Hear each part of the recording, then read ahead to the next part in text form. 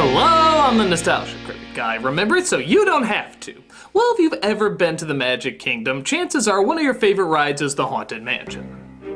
How could it not be? With its endless creativity, gothic atmosphere, and so many clever visuals that no one could see it in one viewing. The Haunted Mansion has become one of the theme park's most praised attractions. So, when Disney had a surprise monster hit with their Pirates of the Caribbean movie, they figured maybe bringing the same amount of cinematic effort to one of the most famous rides of all time might be called for here as well.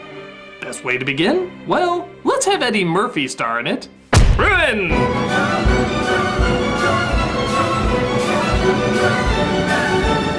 How could one of Disney's most playfully dark and gothic ideas be given to such an obviously wrong actor? Not that Eddie Murphy can't do good work, he just does it so rarely.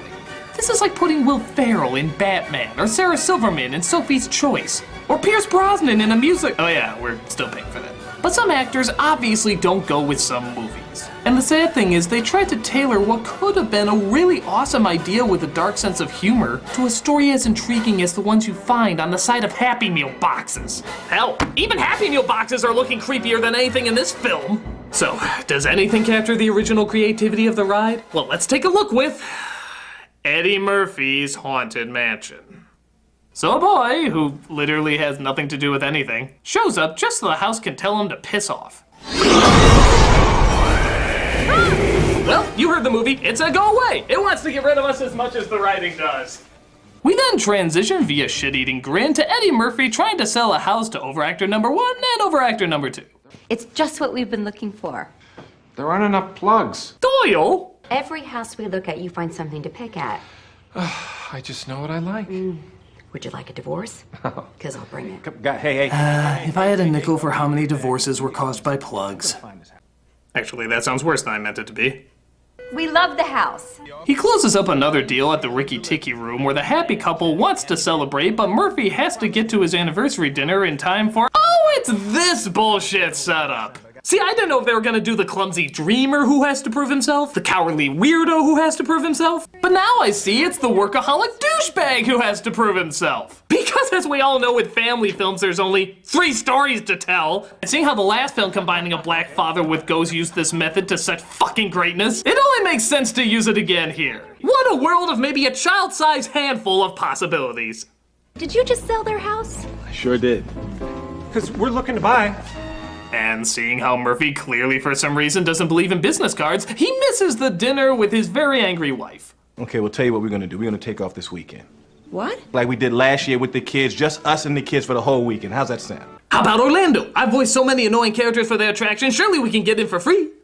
She agrees to the trip, but travel-sized Chris Rock here is afraid of a spider in his room.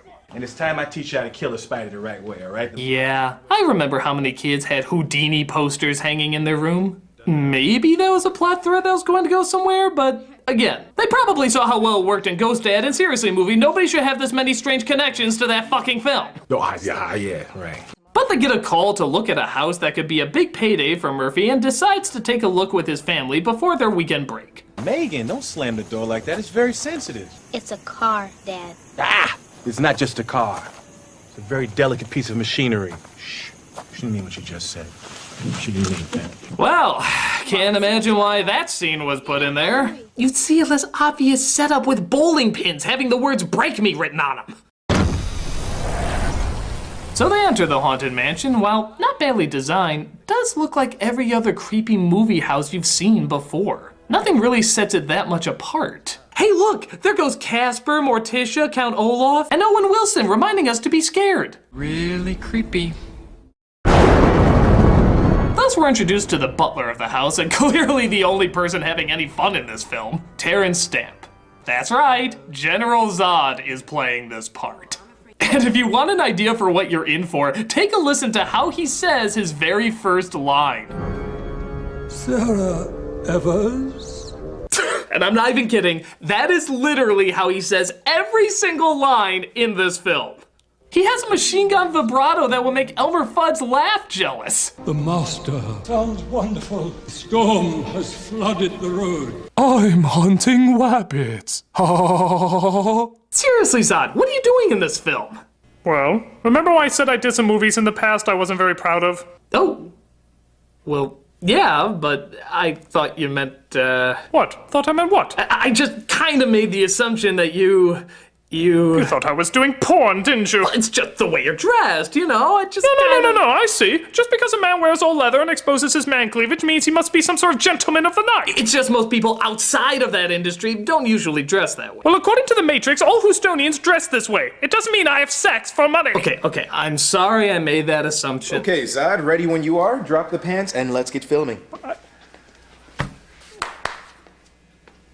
Well, I'm doing it now. That's only because certain opportunities have opened up for me. Opportunities? Yes, apparently when the Man of Steel lasers your balls off, everybody wants to see what it looks like. Might as well make a little cha-ching off of it. I'm gonna forget anything about your genitalia, Wissette, and get back to the review. Fine, I got work to do too.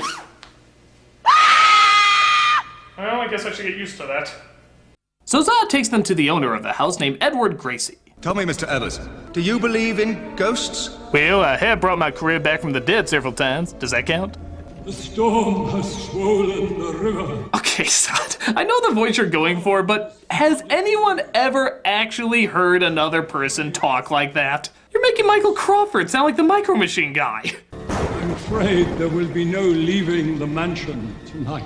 It's as dark as the music of the night, Christine. So they can't leave the mansion and decide to spend the night there. Will there be anything else that you require, sir?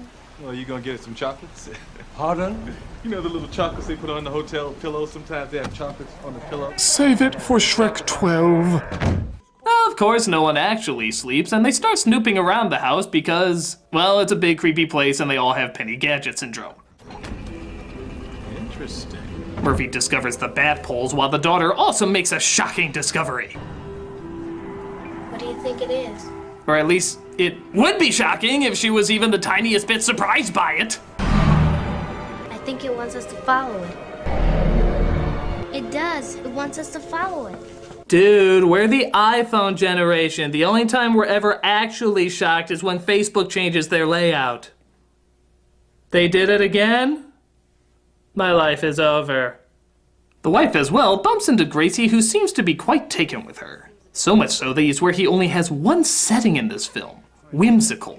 Grand parties, dancing, laughter. I really must show you. There's nothing to be afraid of. It's cooked. And above all, hope. Even when he's saying really sad stuff, he seems bizarrely inspired by it. These walls are filled with so many memories. Some of them painful. You can tell by the smile on my face. I'm so upset. Elizabeth, hers is the story that haunts these walls. You see, a long time ago she... Oh, I guess we're not doing that then. Odd transition. The kids follow the flaming Smurf testicle deeper into the house where they come across a picture of a woman that, of course, looks just like their mom. What are you doing here? You're not supposed to be up here. This is unspeakable. Unspeakable. Inconceivable even. Come on, high five. You knew that was coming. Come on, give me a high five. Actually, put your hand on the computer screen and give me a high five. Come on, high five. High five me, bro. High five. If you actually do it, I will be concerned about you. Bazad enters the room and they tell them to hide. The children are not in their room. Children? What children? The children she wasn't supposed to bring, along with that brainless husband of hers. Those rascally rapscallions really ruffle my riches.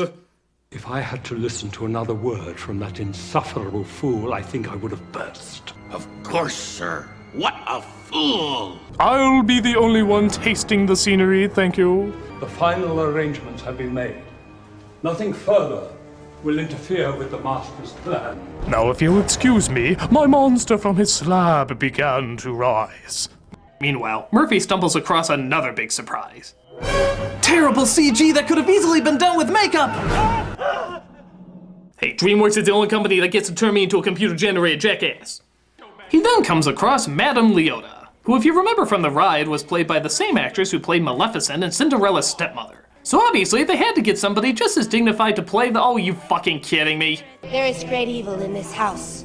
A devil's curse. It seeks to destroy you. Okay, look, I have nothing against Jennifer Tilly. She's funny, she's talented, and surprisingly random, a goddess of poker. But this is meant for a dignified voice. Every time I hear her, I keep expecting her to get legal advice from Jim Carrey. And lead us through this stormy night. She then lifts him up into the air with a bunch of instruments because really no reason except it was on the ride.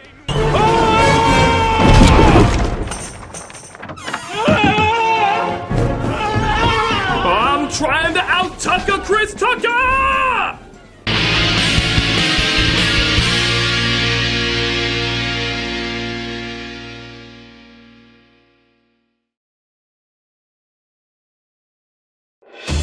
Coming to the big screen, Walt Disney Pictures proudly presents Gargoyles. From the studio that put Eddie Murphy in the Haunted Mansion, Keira Knightley as a pirate, and Mila Kunis as the Wicked Witch, we present another phenomenal miscasting with Kanye West as Goliath. Yeah, I'm stoned by day and batshit crazy monster by night. Also, I'm apparently in a movie. Because you love our film versions of Cinderella and Beauty and the Beast. Even though we already have film versions of Cinderella and Beauty and the Beast. Why they do that shit? We bring you another misunderstanding of source material by casting Ellen DeGeneres as Elisa Maza. Bitch, who the fuck are you? Zing, I'm your love interest. Say what, you clam chowder cracker? Don't worry, I've seen worse. I dated Anne Heche. That's an old joke, kids. If you don't get it, ask your parents. Of course, if you're watching this, you are your parents. Okay. Not so fast. With Kevin Costner as the villainous Xanatos. I am Xanatos. Xanatos! I don't care. I have sent up my robotic army. If you wish to save the people, you will have to fly up there and stop them. Bitch that fuck! I don't do any flying unless I have a crown of thorns or a halo. What are you supposed to do? Let all those people die? Maybe. Shut it, Postman! I could buy you like my wife. I am Xanax Toad. Xanatos! I don't care. I didn't watch the show. His wings Here it's like feathers on them. Professor You're X. welcome, Beyonce should be in this role. It's not Xanatos. I need to be It should really have a Z. Gargoyles. Coming soon to a theater near... Hey, let go of me. What? I'm gonna let you finish, but I want you to know that Bonkers is one of the greatest shows of all time, and we deserve a movie about a cartoon character and a cop. We have 2. We need 3. Hey, you want to hear about the show I'm producing that's gonna bomb? Bitch, don't make me chop you up and smoke you. I am Santa Hose.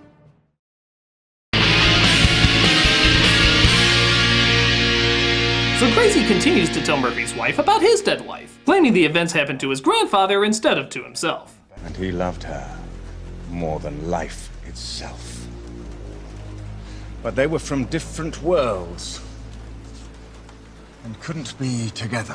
Hey, hey! We tiptoe towards racism not existing in Princess and the Frog. We can do the same thing here. Dad! Dad! So the kids meet up with Murphy and try to find out what to do. For the truth to be known, you must find the key. Hey, what are you talking about, bald lady? What key? Enter the tomb under the great dead oak and travel down deep under the ground. And there you will find the key that must be found. Okay, where is this clause that says that side characters must speak in bullshit riddles and rhymes? Why can't they just say go fucking here and do fucking that because fucking this? A fun scavenger hunt is one thing, but when lives are on the line, skip the Frank Gorshin cock tease. The servants help them in their quest and suddenly turn blue because Pac-Man ate the corner pellet, I don't know. And they come across more spooks recreating the ride. Dad, Yes. I see dead people. Hey, that doesn't date this at all! Why don't you just throw in a getting jiggy reference while you're at it? He wants to try to get jiggy with my wife? Pretty much.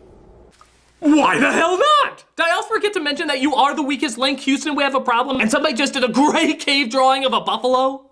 This was to have been her wedding dress. It would have been lovelier still if she'd ever had a chance to wear it. That's nice, Mr. Gracie, but we've been talking about this for 3 hours now. Can we finally change the subject? He was willing to throw everything away for love. Well, now he's broke, dead, and cursed. Nice move.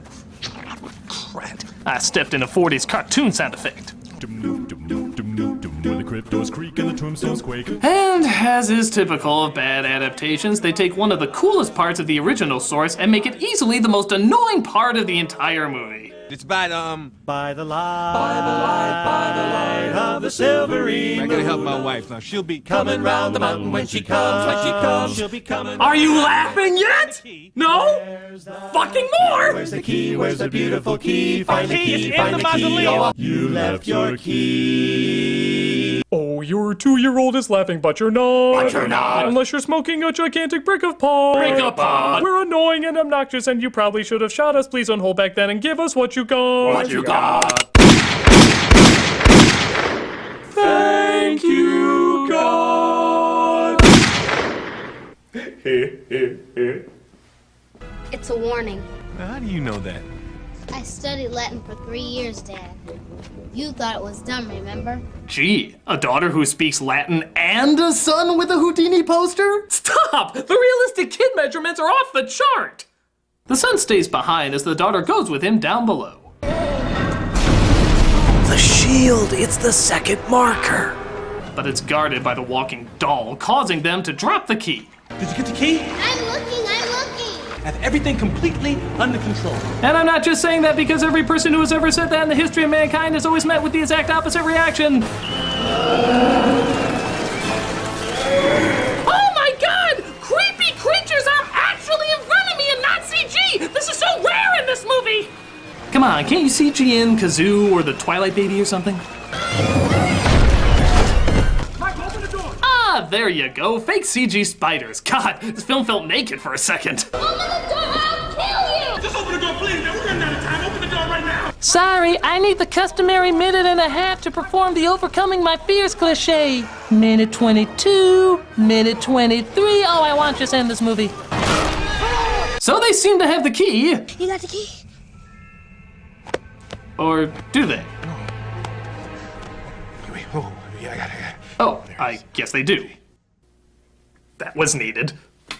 And Murphy discovers that Zod is the one who killed Gracie's wife years ago. So he throws Murphy out of the house and locks up the kids in a trunk. You might be wondering, where the hell is the mother in all this? Well, naturally, she's still listening to Gracie's story this whole time. Christ, lady, you give more time to this guy than Peter Jackson does to The Hobbit. Do you believe that love is about second chances? Yes. Don't you recognize me at all? Mr. Gracie. I thought certainly bringing you back to Gracie Manor would help you. So he tells her that she's the spirit of his lost love, but she has no memory whatsoever. It can't be her. It is her, sir. The gypsy woman prophesied her return. But she doesn't remember. In time she will, sir. I assure you, she will. She'll remember after I beat it into her. I'm not Elizabeth. We wouldn't want anything to happen to the children now, would we? So he tells her that unless she marries Gracie to lift the curse, he'll, I don't know, send her kids through baggage claim. And she begrudgingly agrees. But Gracie is confused by her crying while walking down the aisle. Tears of joy. You can trust your creepy, dark-eyed, whispery-voiced darling. Ooh. But the dignified Madame Leota rolls in like a hamster ball and gives Murphy the motivation not to give up. Hold on. With what? I'm finally gonna follow through on my loving the car joke. Only to have no reaction, thus not following through on the loving the car joke. Gutter ball? Dearly beloved, we are gathered together here in the sight of God. Is howling dog an accent? We are gathered here today to celebrate these true. So Murphy hurries to save the kids. Michael, Megan! Dracuda fucking McCoyneys, asshole! So he defeats the knights. Yeah, I believe it too. And gets the kids out of the trunk to help him save his wife. Yeah, I got a few objections. Elizabeth didn't kill herself. He did it. He's been lying to you all along. That is absurd. Totally absurd. It makes me want to laugh.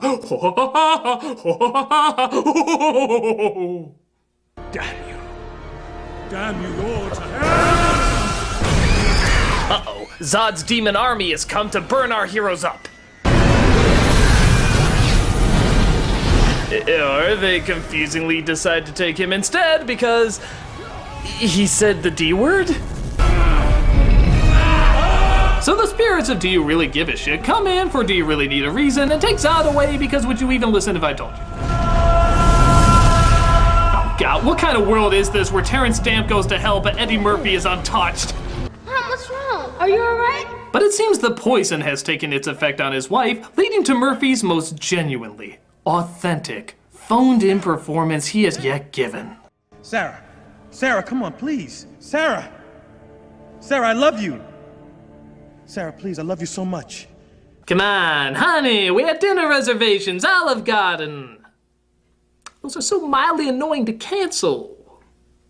But the radioactive Navi turd arrives again, possessing her with the spirit of Elizabeth, who brings Murphy's wife back to life. I thought I lost you too.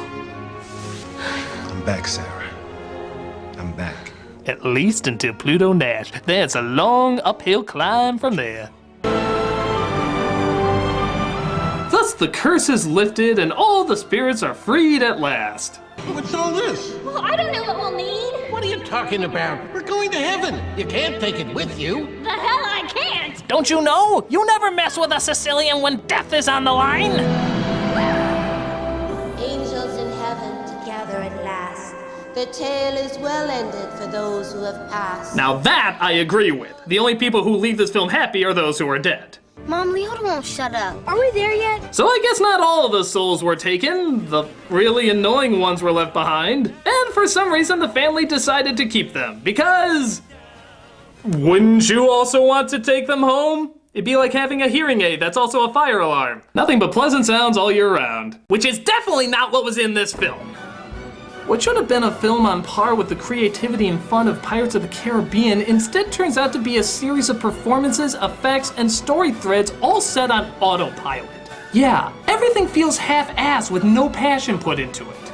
And it's really a shame. There's a lot of possibilities with the Haunted Mansion. Hell, a lot of the characters on the ride already seem to have stories set up, so why make up this one with Eddie Murphy as the focus? With all the reboots that Disney is doing recently, this is one that desperately needs it.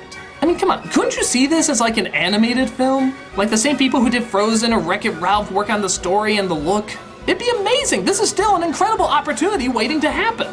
But until then, if ever, this is all we have. A wasted opportunity of creativity and imagination, leaving little to no impression whatsoever.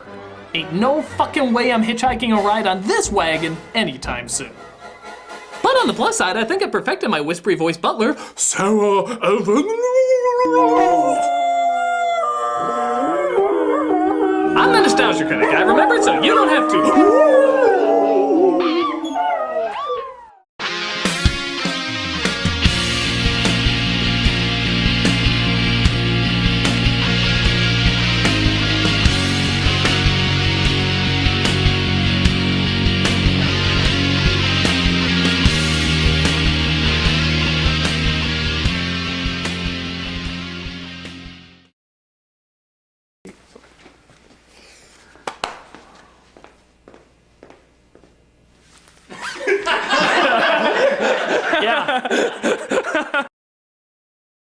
That is absurd.